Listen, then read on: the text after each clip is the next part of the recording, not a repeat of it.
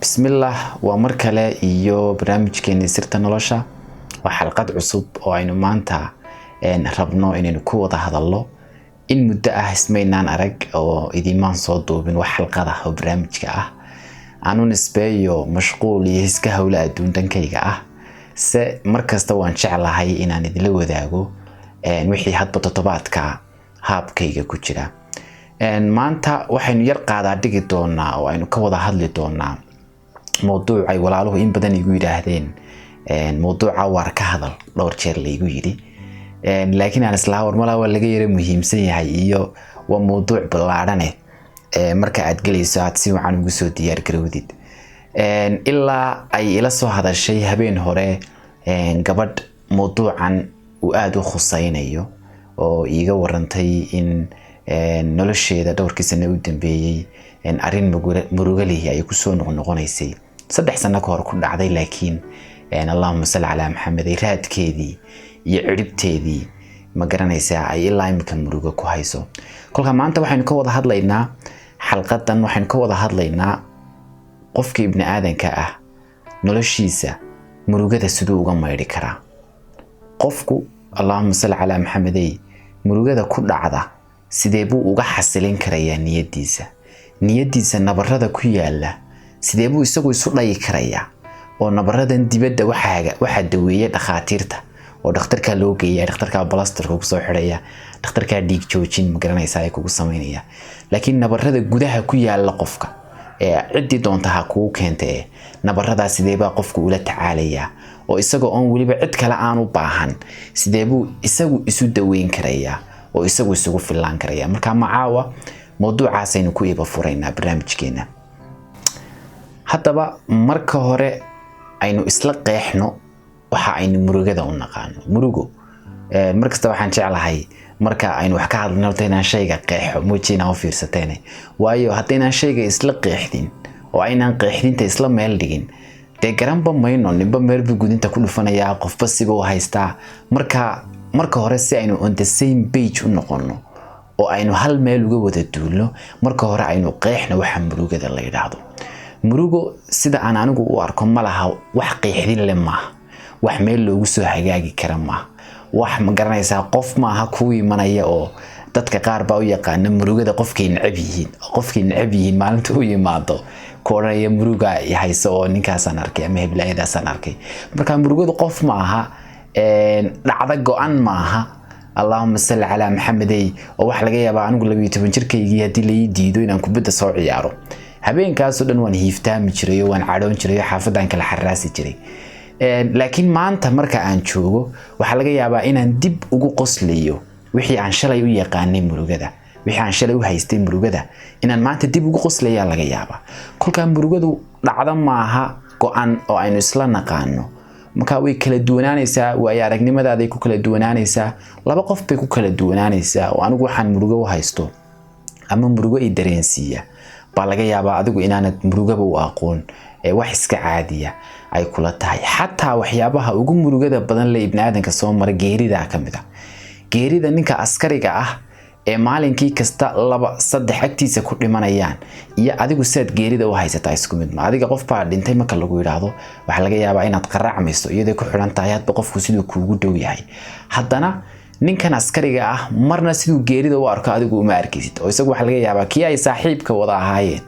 ilaa kulliyadii militariga ay ka soo wada baxeen inuu habeen ku garab dhinto ma garanaysaa oo intaas oo qof oo aasa intaas marka murugadu ma aha dhacdo iyo shakhsi wax ma aha go'an oo aynu oran kareyno maanta waxaasa muruga laakiin murugadu waa hadba sida aynu u haysano taasi xikmad baa markaa ka soo baxda xikmadda ka soo baxaysa waxa weeyaan noloshaada murugada ku dhacda way qaabaysaa askarigaasi imika maanta markuu nin saaxiibkii ku garab dhinto waxa laga yaabaa 10 sano kadib noloshiisa waxa qaabaynaya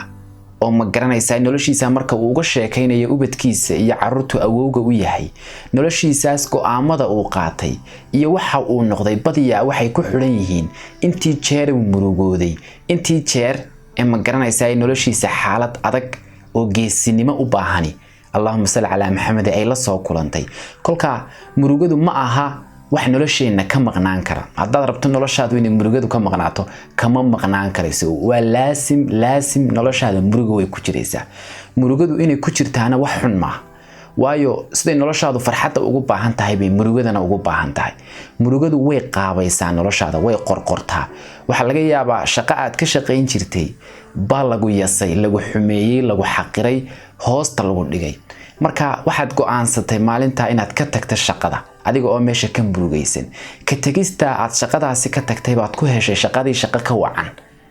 kolka inaad murugooto oo aad meeshaasi ka tagtaa waxay ku siisay awood iyo karti aad go'aan ku qaadato taasa markaa keenaysa inay noloshaada qaabayso oo bari ka maalin 10 sano kadib aad tiraahdo war maadaama meeshii halkaasi waxaasi ay igala kulmeen meeshii waxay noqotay inaan iskaga tago kolkaasaan ku soo biiray siyaasadda sidaasaan madaxweyne ku noqday kolka murugadu ma aha shay aynu la dagaalamayno hal la dagaalamin murugadu wax la dagaalamo ma waa wax san nolosheena ku jirta una baahan sidii looga faa'iideysan lahaa loo qabadsiin lahaa go'aano noloshaada anfacaya kolka taasi waa mid oo taasi waxa aynu niri murugadu ma aha shay qalaad oo nolosheena ku jirta oo aynu markasta ma garanaysaa seef iyo qori u sidano laakiin waa wax ay tahay inaynu nolosheena qabadsiino oo Allahumma salli ala Muhammad ay u sameeyno khaanaday ku jirto khaanada murugada inaga oo khaanada marna xirayna marna furayna ma garanaysaa laakiin marnaba ma noqon karayso khaanad ka maqan noloshaada markasta way ahaanaysa xataa hadii aanad jeclayn khaanadaasi markasta noloshaada way ku jirtaa oo waa khaanad si ay tahay inaad awoodeeda yeelato marna inaad xiri karto marna aad furi karayso taa hadii aynu ka soo socono kolka ta kale muhiimadda leh waxa weeyaan murugada sida Allahumma salli ala Muhammad sida murugada looga jawaabayaan iyaduna waa muhiim oo tusaale ahaan waxa jirta waxaanu anigu u aqaano xasaasiyadda dareenka jirka ibn aadamku wuxuu leeyahay wax xanuun baa la ku dhaca xasaasiyadooda jirka ibn aadamku allergy baa ku kaca xasaasiyadaasi wax kala maaha tusaale ahaan dadka qaar baa waxay xasaasiyad ku leeyihiin dhogorta xoolaha dadka qaar baa xasaasiyad waxay ku leeyihiin beeraha dabadeed maqaarkaaga marka uu taabto beerta ama Allahumma ubaxaasi markuu taabto ama caleenta ama dhogortaasi ama dhaskaasi marka uu jirkiisa taabto ama sankiisa taabto qofkaasi wuxuu bilaabayaa inuu jirkiisu markaba jawaabo jirkiisa wuxuu moodayaa shaygan taabtay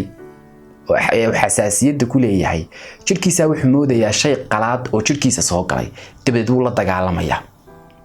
dabadeed jirku meeshii wax ku casaanaysaa kulayl bay meesha ku noqonaysaa xumad baad yeelanaysaa waad handhisaysaa waad qufacaysaa waad ilmeynaysaa jirkii baa istifaacaya oo isla waxaan ku soo galaya ee Allahumma salli ala Muhammad ay qalaad ee laga yaabo inuu infectionku kugu keeni karaa la dagaalan buu jirku markaas oranaya markaasuu dabadeed kugu keenaya waxan xasaasiyadda la yiraahdo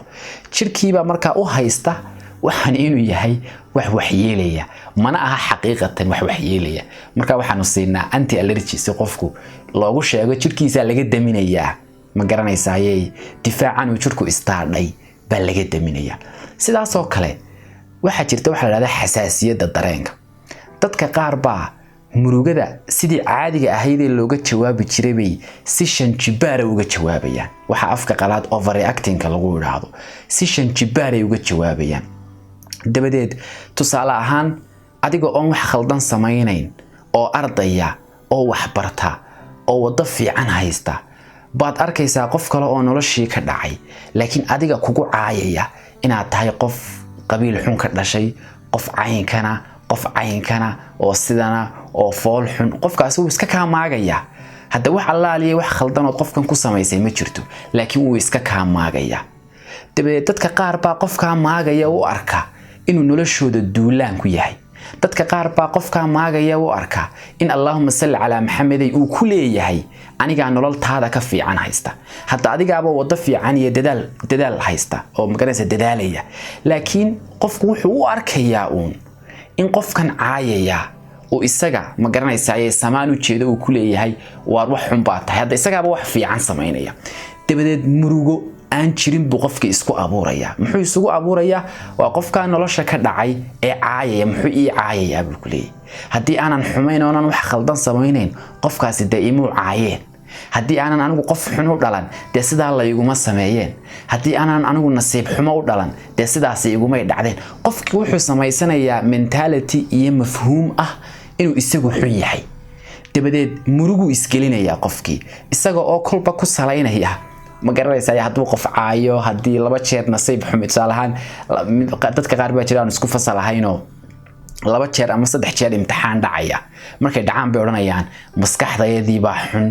fahankeygii baan fiicnayn dib wax laga yaabaa jaamacadda gebigeedaba inay isaga tagaan waxay isu arkayaan maadaama ay laba jeer imtixaan dhaceen inaanay uba qalmin ba inay kulliyadan dhigtaan ay meeshan dhigtaan bay isu arkayaan kolka dadka qaar baa jira wadciga iyo waayaha iyo waxa ay dadka kala kulmaan ma garanaysaa si waaliya si overreactina si xasaasiyada naftooda murugo u geliya murugo aan u qalmin waxa ay ka murugoonayaan dabadeed markaad weydiiso ku tiraahdo maxaad ka murugoonaysaa waxa ay ku dhacday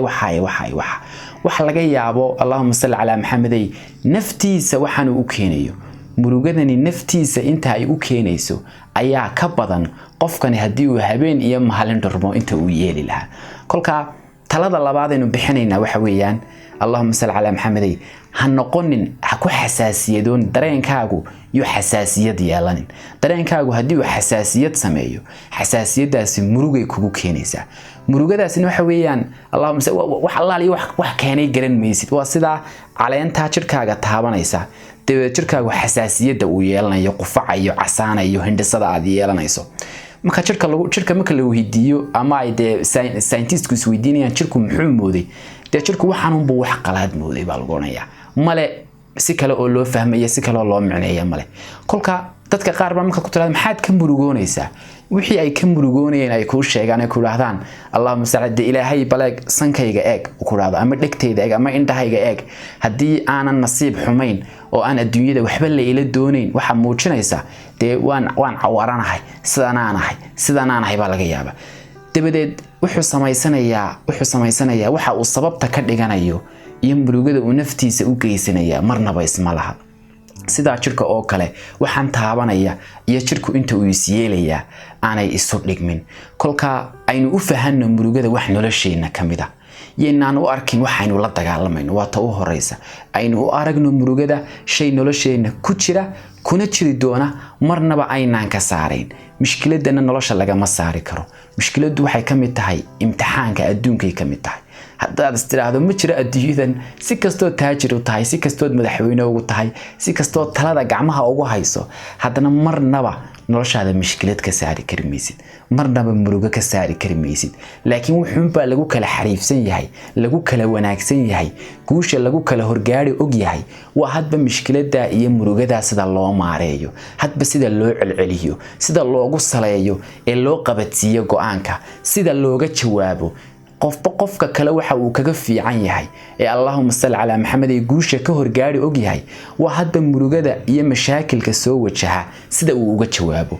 hadii uu ninkani sida uu mashaakilka uga jawaaba ay si ka haboon adiga tahay guusha uu ka horgaaraya qofka iyo waxa aad doonaysaa tusaale ahaan qofaan adiga ku qalmina haduu ku caayo oo adigu gacan u qaato oo qofkii disho ninka kale ee ka xariifsan qofkaasi markuu caayo ayriska aamuso iska dhaafo waa laba siyool aad uga kala jawaabteen mushkiladii kolka waxay ku xiran tahay mashaakilka iyo murugada sida aad uga jawaabto ayay ku xiran tahay hadba kolka aynu u aragno murugada iyo mashaakilka wax nolosheena ku jira sida aynu uga jawaabaynaana ha ahaato si haboon oo ma garanaysaa ay leeg murugada ma garanaysaa ay go'aan qaadashada aynu ka sameynayno murugaduna ha ahaato mid aynu ognahay inay nolosheena hore u dhaqaajinayso aan se ahayn mid dib naftaada wax u yeelaysa intaasina caawa barnaamijkeena ku soo koobaynaa aad baa u mahadsantihiin